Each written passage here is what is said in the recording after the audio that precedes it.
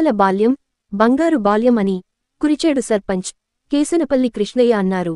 Kurichedu ICDS ఆధ్వర్యంలో సోమవారం కురిచేడు పంచాయతీ కార్యాలయం వద్ద ఏర్పాటు చేసిన బంగారు బాల్యం కార్యక్రమంలో భాగంగా సర్పంచ్ కృష్ణయ్య మాట్లాడుతూ పిల్లల బాల్యం చదువుతోనే గడవాలన్నారు. ఐసీడీఎస్ సూపర్వైజర్ నాగమణి మాట్లాడుతూ పిల్లలను పనిలో చేర్చుకోకూడదన్నారు.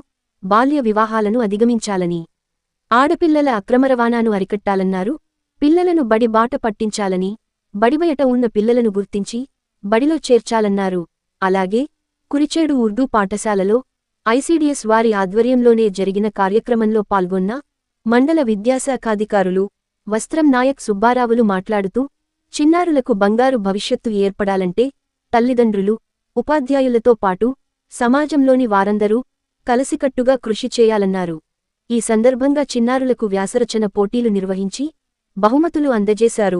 అందరిచేత ప్రతిజ్ఞ చేయించారు.